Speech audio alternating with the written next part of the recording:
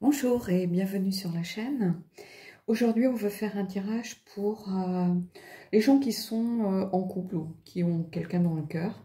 On va aller voir ce qui bouleverse justement cette personne en ce moment. Il y a quelque chose qui bouleverse votre hôte, la personne pour qui vous avez peut-être des sentiments ou que vous avez dans le cœur. On va essayer d'aller comprendre ce que ça peut être. Ça peut être professionnel, ça peut être... il y a peut-être des changements en cours, une situation familiale compliquée. Donc, on va aller voir ce qui peut-être met de la distance aussi entre vous. J'ai l'impression que vous vous posez des questions. Allez, on y va. Petit tirage de l'été. Hein.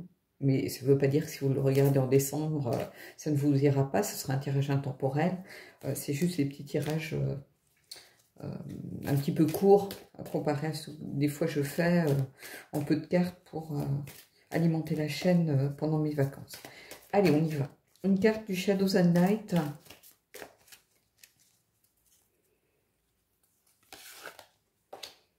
Et on a Storm Angel. Une carte qui sort beaucoup en ce moment. Collision de croyances, de style, d'attitude, d'énergie. Donc peut-être des disputes, des confrontations, peut-être des personnes qui sont pas en accord avec ses principes et ses valeurs, peut-être des divergences de point de vue à cause de la pression de la communauté, quelque chose lié à l'environnement familial. Disons qu'il y a beaucoup d'énergie qui sont dans la confrontation, dans peut-être les conflits, les disputes. Donc peut-être une personne qui n'a pas l'habitude, qui est quelqu'un de plutôt pacifique, de plutôt paisible, il n'a pas trop l'habitude de devoir de se confronter aux disputes ou affronter des tensions, ce genre de choses. C'est quelqu'un, je pense, qui est plutôt... quelqu'un de modéré, tempéré et qui n'aime pas forcément les conflits, hein, qui a tendance à les éviter en temps normal. Et là, c'est comme s'il était au cœur d'une espèce de maelstrom d'énergie où il y a beaucoup de divergences de points de vue, peut-être de divergences aussi culturelles, religieuses, peut-être que...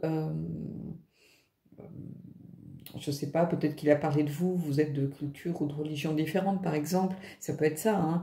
Ou ça peut être aussi lié à des problèmes familiaux, justement avec des divergences de point de vue, mais en tout cas il y a ici beaucoup d'énergie plutôt négative, hein. Collision, c'est vraiment des choses qui se heurtent les unes aux autres, hein, de croyances, de styles, d'attitudes, donc il y a des comportements peut-être aussi, peut-être avec des enfants, hein, qui vont à l'encontre des principes d'éducation, par exemple, ça peut être ça, donc ça met une tension au sein de la famille plutôt compliquée, donc voilà. On va aller voir avec le Darkwood, justement, ce que ça vient nous dire.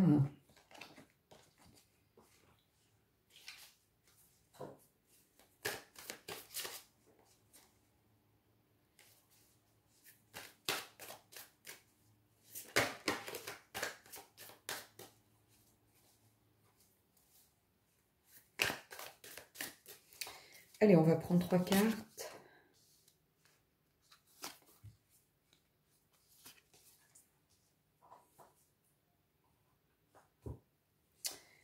Qu'est-ce qu'on a? Alors, cavalier de bâton. Cavalier de bâton, c'est quelqu'un qui sait ce qu'il veut, qui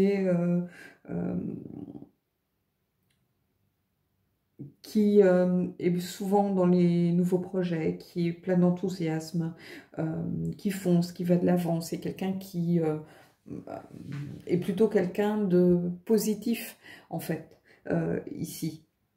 Mais ça peut être aussi quelqu'un qui part dans tous les sens, par exemple, qui a du mal à trouver sa route, hein, si on est dans le sens inversé.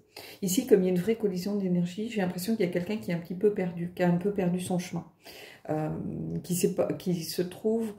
Le cavalier de bâton, d'habitude, c'est quelqu'un qui sait ce qu'il fait, qui trace sa route. Et là, justement, c'est quelqu'un qui a été bouleversé dans peut-être ses principes, ses croyances. Quelqu'un qui a, je sens, quelqu'un qui a perdu ses repères, en fait. Et j'ai l'impression que c'est au sein de la famille. Comme s'il découvrait quelque chose, comme si... Je sais pas, j'ai l'impression que c'est lié soit à des enfants, soit à un secret de famille, mais c'est comme si quelqu'un avait perdu ses repères. C'est-à-dire, il se heurtait finalement à des gens qui pensent pas du tout de la même façon et qui n'agissent surtout pas de la même façon que lui aurait pu agir. Et ça vient le heurter, en fait, dans sa sensibilité, cette personne. Alors, ça peut être un homme ou une femme, hein, je dis il, parce que moi, dans la mesure où je suis hétéro, ben, je pense plutôt il que elle. Mais ça peut être, voilà, une femme aussi, hein, mais quelqu'un un peu perdu, comme si il découvrait quelque chose ou une autre facette de quelqu'un qui ne lui plaît pas. Vous voyez, on est un peu dans ce genre d'énergie ici. Bah oui, regardez, on a le 5 de bâton, le conflit. Alors, ça peut aussi être un conflit avec soi-même, hein, bien évidemment. Ici, c'est les divergences de point de vue, pour le coup. C'est exactement ça, de toute façon. Une des significations du 5 de bâton avec du 5 de bâton, pardon, avec le rider, il y a cette idée de rivalité. Donc, on se heurte à quelqu'un, on est confronté à un avis différent du sien de façon profonde. C'est quelque chose d'assez passionnel, d'assez intense, parce qu'on est quand même dans les bâtons. C'est pas quelque chose de larvé, on serait plus dans les épées, ou quelque chose, voilà, un conflit un petit peu qui est présent, mais sans être vraiment là. Là, on y va, on se confronte, on s'engueule, mais c'est vraiment les divergences de point de vue, hein, qui sont présentes là. Et d'où des difficultés et de se sentir perdu face à une réaction aussi inattendue, aussi violente, aussi intense, hein, comme si on avait affaire à des personnes qui n'ont pas plus qui ne reconnaissent plus leurs repères, parce que votre autre est perdu, mais la personne en face est sans doute aussi perdue en réalité. Et c'est ça qui a entraîné sans doute les conflits. Et ici, on a la reine d'épée. Regardez la vérité en face. Regardez les choses avec justesse aussi. À ne pas forcément s'emporter. Essayez de comprendre. La reine d'épée, c'est quelqu'un d'exigeant, mais c'est quelqu'un de juste. Qui ne fait pas les choses par hasard ou parce que, voilà, c'est la mode du moment, on suit un peu ce qui se passe. Non, c'est quelqu'un qui a ses propres convictions, qui s'y tient, qui regarde les choses comme elles sont, sans se voiler la face. Et ici, c'est un peu ce qu'il en ressort, c'est qu'il va falloir affronter les problèmes sans se voiler la face. J'ai l'impression que c'est un conflit familial, en fait. Vous me direz si ça vous parle, mais j'ai l'impression que votre autre, cette distance qu'il a mis pour l'instant, peut-être par rapport à vous, ou le fait qu'il n'arrive pas à s'engager avec vous, je pense que c'est parce qu'il y a un gros souci, peut-être avec des enfants, ces enfants peut-être d'un premier mariage par exemple, ou d'une première union, ou par rapport à des frères et sœurs, mais c'est vraiment de la famille, pas la famille de cœur si vous voulez, la famille vraiment proche, la famille de sang. Pour moi il y a quelque chose ici, des gens qui se comprennent plus en fait. Du style, c'est pas comme ça que je t'ai élevé, je comprends pas. Prenez un ado, mettons qui pique dans un magasin, on appelle ses parents, les parents l'ont pas éduqué comme ça, donc ils sont choqués parce que c'est vraiment peut-être la dernière personne qu'ils pensaient être capable de ça, hein, mais peut-être que l'adolescent a lui aussi des problèmes à gérer de son côté, et donc c'est un moyen d'attirer l'attention. Vous voyez, on est un peu dans ce genre d'énergie ici. C'est ça que je ressens. Et donc le besoin de regarder les choses avec justesse et surtout d'essayer de comprendre. Ne pas oublier la compréhension et la bienveillance. Ne pas se braquer, en fait. La reine d'épée, c'est quelqu'un d'exigeant, mais comme c'est quelqu'un de juste, c'est quelqu'un qui est capable d'affronter les choses, hein. Si il y a eu quelque chose de grave, il faut mieux en parler, il faut mieux le dire, il faut mieux mettre les choses sur la table. Donc ici, pour moi, il y a quelque chose lié à un problème familial, mais quand même assez conséquent, hein. C'est peut-être un secret de famille révélé aussi, hein. Par rapport peut-être aux parents, en disant mais c'est pas possible, je tombe sur la tête, c'est quoi cette histoire, on me l'a jamais dit, on m'a toujours peut-être je vais te donner des exemples concrets, parce que des fois on me dit, ben, c'est bien les exemples concrets, ça nous permet de voir un petit peu quel genre de choses peut... Ben, ça peut être par exemple une mère qui finit par avouer à son fils ben, que son père n'est pas mort, par exemple. Elle a toujours dit que ton père est mort, en fait il s'est avéré par exemple que non. Ou quelqu'un soi-disant né par inconnu, en fait c'était le meilleur ami de la famille. Vous voyez, des choses comme ça, mais qui finalement se dévoilent un jour parce que bah, peut-être que quelqu'un est malade, ça peut être quelqu'un qui a besoin d'une greffe par exemple, et finalement bah, il faut voir les personnes les plus compatibles, et là bah, malheureusement on est obligé de vendre la mèche, on est obligé de dire ce qu'il en est, parce qu'une vie peut-être est en jeu. Vous voyez, il y a ce genre de choses ici, quelque chose de vraiment gravé de façon profonde, un peu comme la mémoire collective d'une famille. Un enfant qui a peur de l'eau sans raison, en fait, il va s'apercevoir que deux personnes de la famille se sont noyées, par exemple. Hein, ça peut être ça, la mémoire collective de la famille, ça peut faire sens ici. Hein, mais il y a quelque chose, en tout cas, à aller creuser. Je pense que il n'y a rien qui est lié à vous. Hein. Peut-être que cette mise en distance, le fait de sentir cette personne triste, c'est pas parce qu'elle a envie de vous quitter, c'est pas du tout ça. C'est parce qu'elle a quelque chose de beaucoup plus peut-être profond qui est venu la bouleverser, dont elle n'a pas forcément envie de vous parler, bah, peut-être pour pas vous prendre la tête, entre guillemets, ou vous faire porter le poids de quelque chose qui finalement ne vous concerne pas directement, de ne pas vouloir, peut-être si vous êtes en début de relation, vous ennuyer non plus avec ça. Peut-être qu'elle estime bah, aussi que vous n'avez pas forcément à vous emmêler, que ça ne vous concerne pas directement, dans la mesure où peut-être ces enfants ne vivent pas avec la personne, par exemple.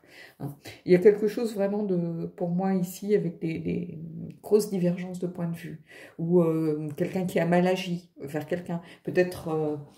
ça peut être des gens avec des enfants plus ou moins adultes, et puis vous voyez, ça peut être quelqu'un ben, qui a été violent envers sa femme, par exemple. Donc quand ben, votre autre vient à le savoir, et dit, mais moi j'ai jamais prôné ce genre de valeur, ça sort d'où? Vous voyez, qu'est-ce qu'on peut faire? Finalement, la personne n'est pas dans le couple non plus, donc c'est très compliqué. Vous voyez, qu'est-ce que l'on doit dire, qu'est-ce que l'on doit faire, est-ce que l'on doit agir, comment on peut trouver une solution.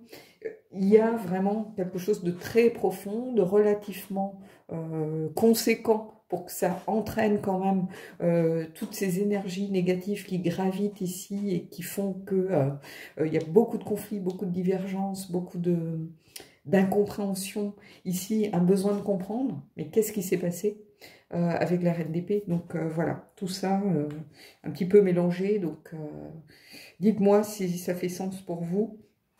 Je vais prendre une carte du Magic of You pour justement voir si on peut avoir peut-être un conseil, peut-être quelque chose qui va éclairer un peu notre lanterne.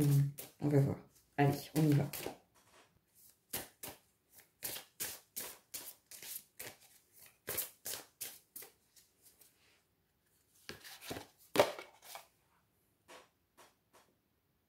Il y a une solution pour chaque problème. Panacée, la carte numéro 23. Donc, à mon avis, vous allez trouver une solution. Hein. Peut-être simplement, vous, de votre côté, ce que vous pouvez faire, c'est être présente pour cette personne. Hein, le soutenir en disant, je ne m'en mêle pas, mais si tu as besoin de discuter, sache que je suis là, par exemple. Hein, ça peut être quelque chose comme ça, tout simplement. Hein. Pas forcément prendre parti, c'est pas ce qu'on vous demande, ou d'essayer de dire, mais peut-être qu'il agit comme si à cause de ça, peut-être que c'est un mal... Non, ne rentrez pas dans l'histoire, hein, mais simplement soyez une présence bienveillante ici. C'est ce que je ressens. Hein. Cette personne, elle n'a pas besoin de quelqu'un à se rajouter dans l'affaire, en fait. Hein. Sachez que vous n'êtes pas en cause, donc voilà, mais être en soutien, être à l'écoute, être une présence bienveillante, une présence aussi où il sait que s'il a besoin, cette personne peut se confier, par exemple. Hein. Donc voilà. Allez, je vais aller prendre une dernière carte des anges de l'amour et puis on finira là-dessus.